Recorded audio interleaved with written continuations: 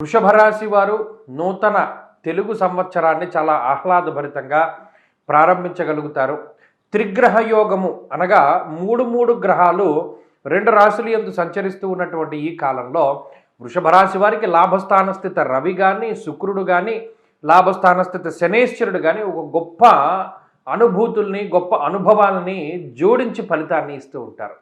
మీరు గమనించండి, అనుభవపూర్వకమైనటువంటి జ్ఞానం ఎక్కువగా కనబడుతూ ఉంటుంది వీరు చేసేటువంటి ప్రతి విషయంలోనూ.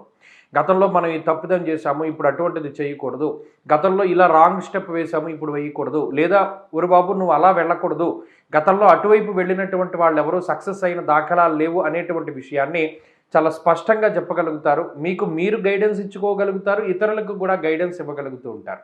అలాగే ఒక రకమైనటువంటి ఆత్మవిశ్వాసం పెరుగుతూ ఉంటుంది. మనం ఇది చెయ్యగలం, మన వల్ల ఇది అవుతుంది అనేటువంటి భావన పెరుగుతూ ఉంటుంది.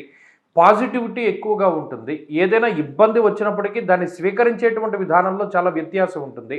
గతంలో మీరే ఒక విషయం పట్ల స్పందించినటువంటి తీరుకి మరలా అదే విషయానికి ఈ వారంలో స్పందించేటువంటి తీరుకి చాలా వ్యత్యాసం ఉంటుంది.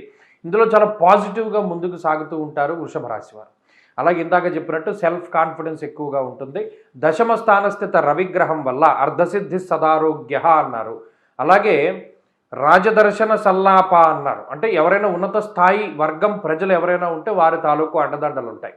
పై అధికారులు, ఉన్నతాధికారులు, ప్రభుత్వాధికారులు లేదా ఇటువంటి పై స్థాయిలో ఉండేటువంటి వాళ్ళు ఎవరైతే ఉంటారో వారి యొక్క అనుకూలత ఉండడం ద్వారా ఒక రకమైనటువంటి బలం పెరుగుతూ ఉంటుంది.